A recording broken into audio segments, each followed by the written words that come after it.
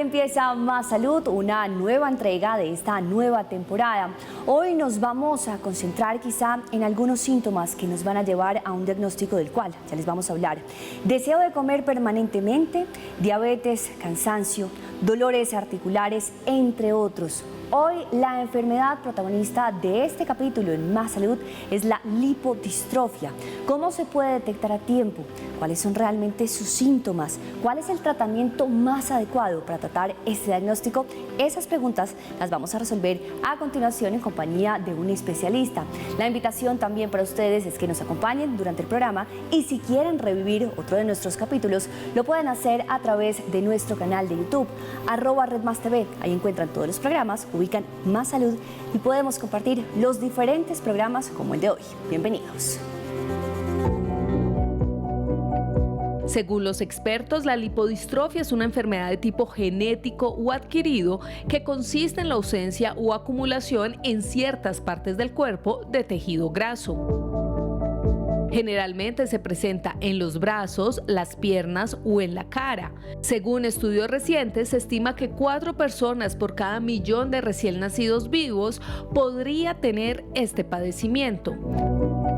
Esta es una condición poco frecuente que requiere que el paciente tenga un apoyo integral que abarque la genética, endocrinología, cardiología, nutrición y apoyo psicológico, para de esta manera lograr una buena calidad de vida de los pacientes.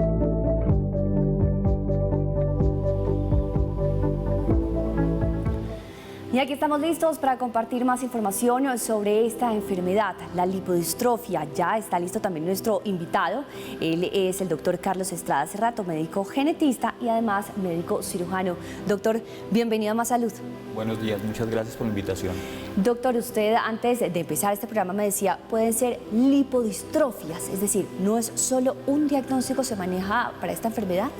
Le llamamos como lipodistrofias porque dentro de lo que es la clasificación de la enfermedad podemos encontrar 2 formas. Una forma que es la forma genética y otra forma que es la adquirida. Por eso es que la llamamos de una forma plural, más no singular, lipodistrofias. Listo, empecemos a entender entonces la que es de tipo genético. La lipodistrofia genética tiene 2 formas de herencia.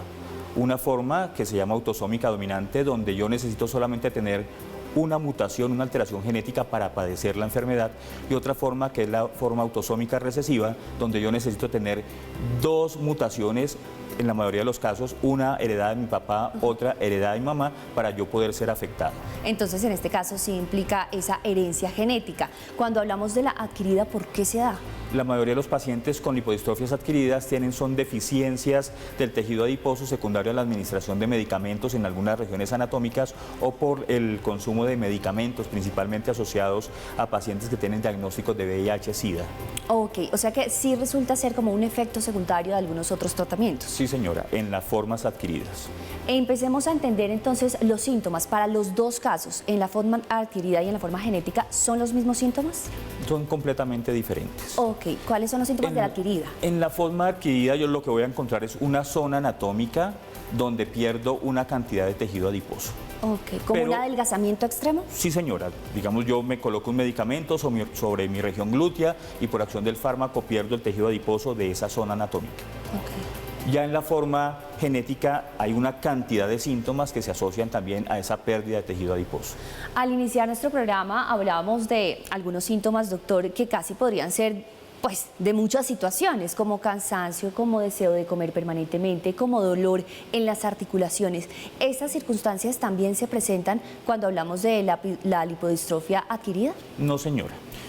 Esas manifestaciones a las que usted hace referencia son características de la forma genética de la lipodistrofia, que puede ser o generalizada, cuando tengo un compromiso completo de mi tejido adiposo, o de la forma parcial, donde voy a encontrar una pérdida de tejido adiposo en algunas regiones anatómicas con exceso de tejido adiposo en otras regiones anatómicas.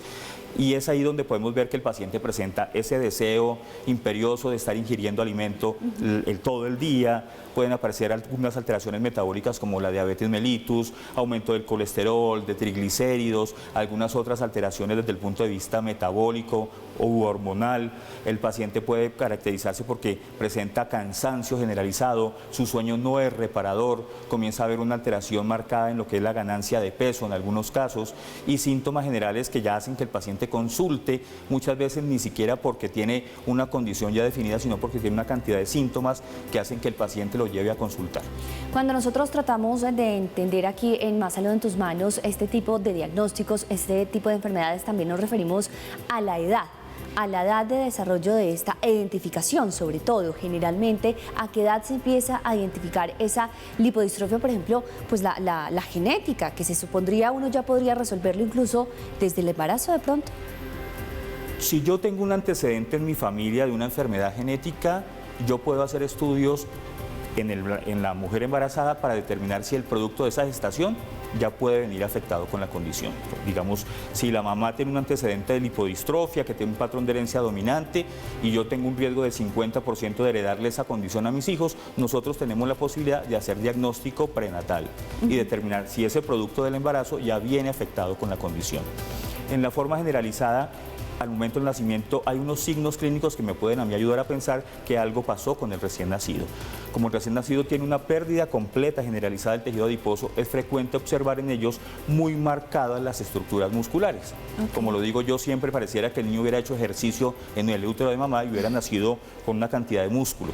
Lo que pasa en esos casos es que el tejido adiposo se perdió y por eso yo puedo observar muy bien delimitado las estructuras musculares. Ahí yo ya puedo comenzar a sospechar que algo tiene mi paciente. En el caso entonces de los bebés, pero cuando avanza esta enfermedad o cuando avanza, ya usted nos dice que también se puede adquirir por cuenta de otro tipo de tratamientos, por cuenta de ser efecto secundario de otros medicamentos. ¿A qué edad generalmente se puede presentar esta situación? Las lipodistrofias tienen un problema muy grande y es que se desconoce la enfermedad. Si yo no conozco la condición, es muy difícil sospecharla y mucho más difícil diagnosticarla. Por eso es que hemos visto que ahorita se está retrasando el diagnóstico. En algunos estudios han dicho que puede durar hasta 30, 40 años en diagnosticarse. Y para las formas parciales es mucho más difícil el diagnóstico porque como son pacientes que aparentemente no tienen una alteración muy significativa, se demora muchísimo el diagnóstico. Tenemos pacientes diagnosticados a los 40, 45 años en las formas parciales de la condición. Entonces, ese diagnóstico tardío hace que el paciente tenga una cantidad de complicaciones asociadas a su enfermedad de base. Claro, y cuando ya se identifica, quizá podría ser demasiado tarde para un tratamiento oportuno, que es lo que siempre mencionamos acá, un tratamiento eficaz, eficiente, que depende de un diagnóstico a tiempo. Nosotros lo que tratamos de hacer es un diagnóstico lo más rápido posible para iniciar el manejo farmacológico que ya está disponible para la condición y tratar de disminuir esos factores de riesgo que ya tiene el paciente asociados a una cantidad de patologías de base que ya venía sufriendo el paciente desde hace muchos años. Muy bien, pues nos acompañó ahí el doctor Carlos Estrada Cerrato, él es médico genetista, además médico cirujano. Estamos hablando de la lipodistrofia. Después de la pausa vamos a conocer un testimonio y con el doctor también vamos a compartir seguramente otros casos que nos van a ayudar a entender mejor esta enfermedad. Pausa, ya volvemos.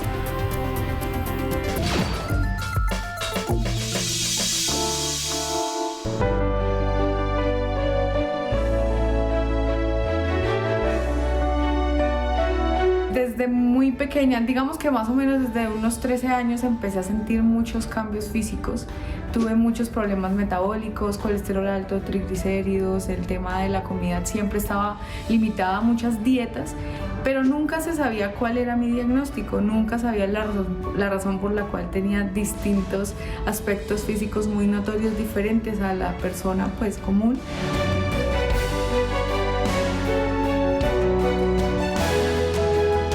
Logré dar con un especialista que luego de tantos que me decían no, yo no sé qué hacer contigo, yo no sé qué más hacerte, no sé qué más descartarte, este diagnóstico no fue, este tampoco, no entiendo. Di con una endocrina que vio mi aspecto físico y probablemente en su momento estaba estudiando ese tipo de enfermedad o algo así y dijo, esta niña puede tener esto. Estaban a punto de iniciarme la insulina.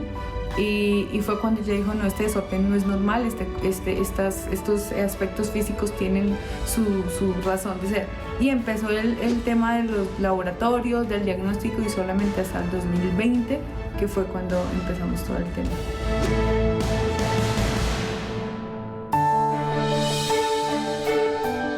eso me ha permitido a mí vivir con eso sin ninguna pena, porque antes a mí me daban mucha pena muchas cosas, por los mismos síntomas de la enfermedad me limitaba mucho. Ahora con el tratamiento, con todo lo que he iniciado, he visto un cambio físico bastante notorio y también por supuesto que la gente lo nota. Y yo internamente me siento una persona completamente distinta, aún sabiendo que eso va a seguir y que no va a tener una cura, pero por lo menos hay como algo que nos va a ir llevando por la vida como normal.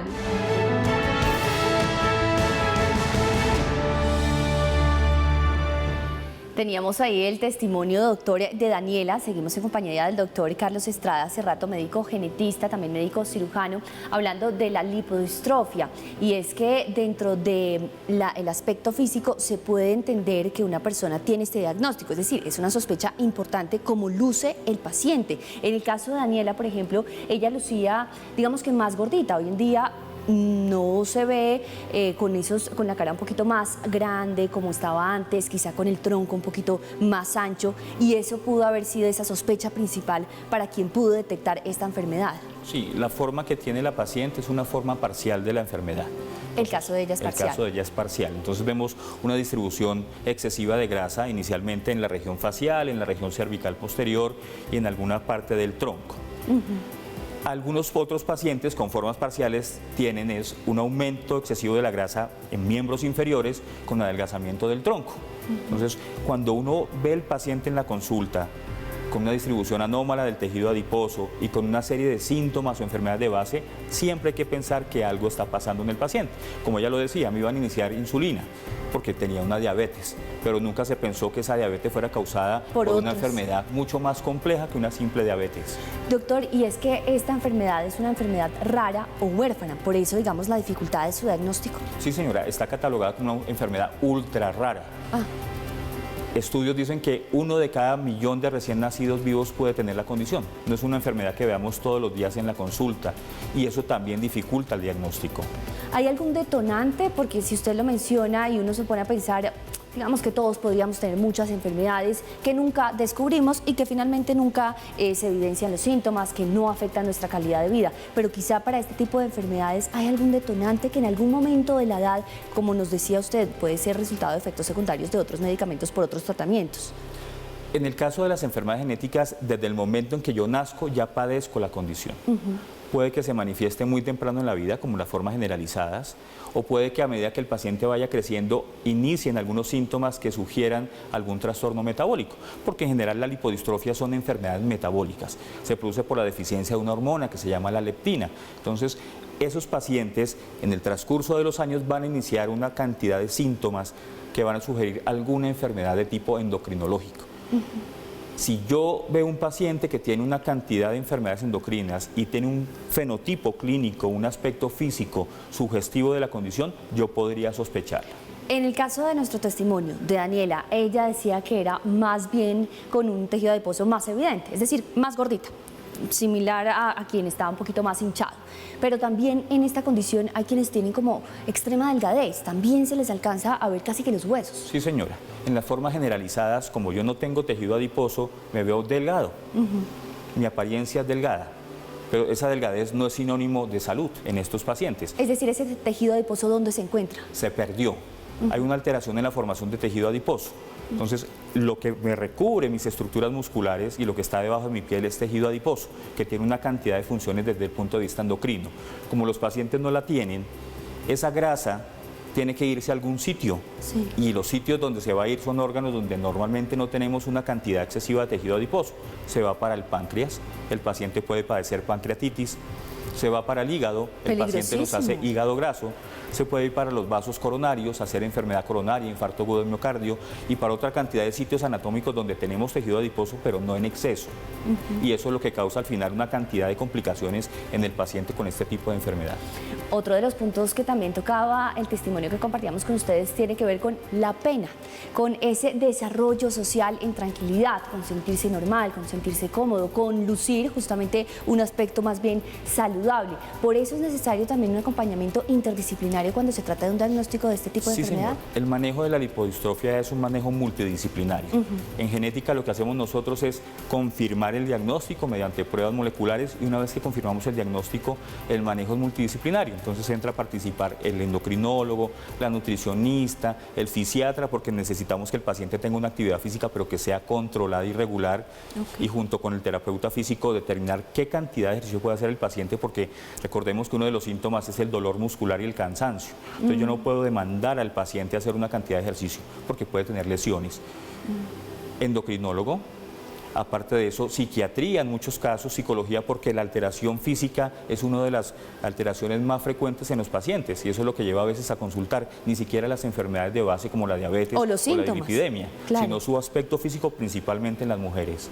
Y cuando entonces llegan este tipo de pacientes, reciben también esa asesoría psicológica, ese tratamiento psicológico, ese entender este tipo de enfermedad, porque cuando ya a uno le hablan de una enfermedad rara o una enfermedad huérfana, pues creo que puede haber un susto mayor a otro tipo de enfermedades. Sí, ellos inicialmente, cuando nosotros hacemos el diagnóstico, les hacemos un asesoramiento genético completo de la condición. Hablamos sobre la enfermedad, cómo se pudo adquirir, dependiendo del tipo de herencia, qué va a pasar con el paciente a futuro, cuáles pueden ser las complicaciones. Claro. Iniciamos un tratamiento farmacológico teniendo en cuenta que, como lo dijo la paciente, es un tratamiento que no es curativo, o sea, no nos va a dar la cura de la condición. ¿Eso es una condición de por vida? Va a ser toda la vida, pero el medicamento sí nos va a ayudar mucho a mejorar algunos factores desde el punto de vista ya de tratamiento de patologías de base. Disminuye los niveles de azúcar, de colesterol, de triglicéridos. Como vieron ustedes, mejora el aspecto físico del paciente, mejora la distribución del tejido adiposo, y eso ayuda mucho desde el punto de vista psicológico al paciente, que una vez consultó porque su aspecto físico era lo que más llamaba la atención. Doctor, concentrémonos entonces en los tratamientos, en los medicamentos, incluso en esos efectos secundarios que esos tratamientos para ayudar a la lipodistrofia podrían generar. Después de la pausa, ¿le parece? Claro que sí. Pausa en Más Salud, ya volvemos.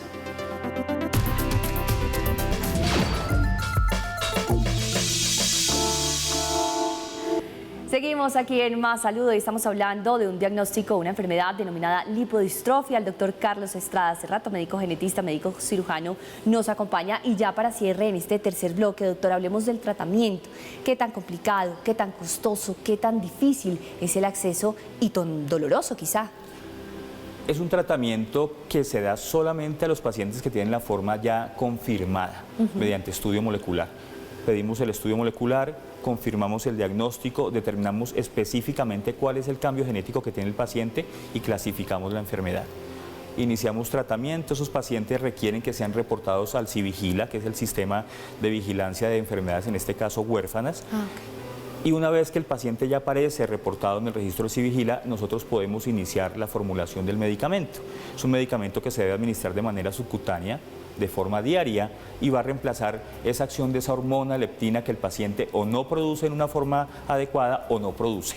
Entonces lo que va a hacer es suplir esa función de la hormona que es la leptina. Entonces el paciente, ¿qué va a tener? Disminución de su apetito, ya no va a tener esa ansia de comer todo el día. Sí.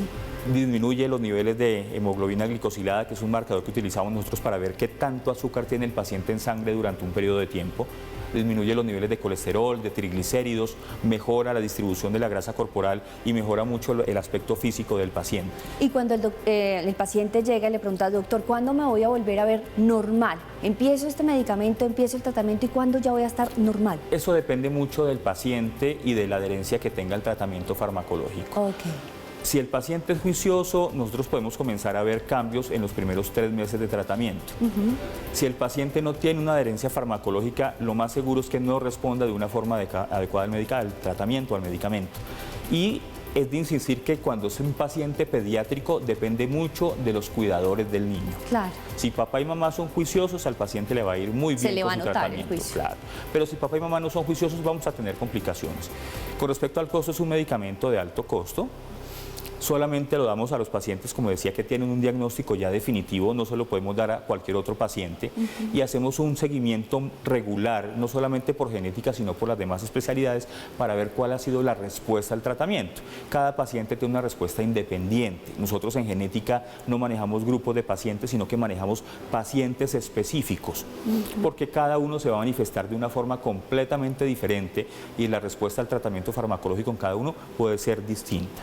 Ok, doctor, entonces ya para ir cerrando y casi que yéndonos a conclusiones, ¿cuáles son esos síntomas para ser más insistentes y lograr en algunos casos, en muchos casos, un diagnóstico a tiempo, ya entendiendo que usted nos dice que hay retrasos hasta de 30 años para un diagnóstico eficiente respecto a la lipodistrofia? El síntoma más frecuente de la condición se llama hiperfagia. Es un deseo de estar ingiriendo alimento todo el día. No necesariamente azúcar. No necesariamente azúcar, cualquier tipo de alimento. Yo tengo la necesidad de comer, no porque yo lo haga porque tenga hambre, porque me sienta con ese deseo de comer por galguear, como decimos a veces, es porque mi cuerpo lo está pidiendo. Esa deficiencia de esa hormona hace que yo no tenga esa sensación de plenitud gástrica que tenemos todos cuando ingerimos una cantidad adecuada de alimento. No hay saciedad. No hay saciedad. Okay. Adicional, trastornos metabólicos, azúcar elevado, diabetes, colesterol elevado, triglicéridos elevados, sensación de cansancio, sueño no reparador, dolor articular. Lo cual es muy anormal en edades más bien jóvenes, porque a veces escuchamos que a cierta edad el tema del colesterol, el tema de los triglicéridos casi que nos afecta a todos. Sí, señora. Okay. Y como ellos tienen problemas ya con respecto a la función de la insulina, comienzan a aparecer unas lesiones en la piel, unas manchas oscuras que se llaman acantosis nigricans, en la región del cuello, en las axilas, en la región inguinal, en los tobillos, que también se puede observar en estos pacientes. Alteración en la distribución de su grasa corporal. En las formas generalizadas, como les decía, no hay aparición de tejido adiposo. Es un paciente que se ve delgado, muchas veces se pierde la grasa a nivel facial y se ve una cara brusca, unas facies toscas que llamamos nosotros, y en algunos pacientes con las formas parciales, una distribución anormal de ese tejido adiposo. O se acumula más grasa en algunas zonas o se acumula menos grasa en otras. Entonces puedo ver un paciente con una cara redondita, una carita llena, con grasita en la región de la espalda, grasa en la región abdominal, pero las piernas delgadas. O puedo ver el paciente con mucha grasa en miembros inferiores, pero con tronco y cara delgada. O sea que hay que observarnos más constantemente y no pensar que todo lo que nos está sucediendo, algunos síntomas, algunas situaciones son normales, y más bien hacer una consulta y empezar a sospechar. Sí, es necesario consultar. Cuando yo veo que tengo algo que no está bien, lo que se recomienda es consulten. Vayan a su médico, pidan una cita, no consulten en Google. No consulten en Google, importante recomendación. ¿Alguna otra recomendación que nos quiera compartir respecto a la lipodistrofia? Ya tenemos grupos de pacientes que tienen lipodistrofia donde se está grupos de apoyo. Sí, señora, un apoyo a las familias, a los cuidadores, a los pacientes, donde brindamos información sobre la condición, los cuidados que se deben tener, apoyo de nutricionista, de psicólogo, de psiquiatra, y eso pues favorece mucho porque el paciente, al conocer su enfermedad, ser consciente de su condición, le va a ir mejor.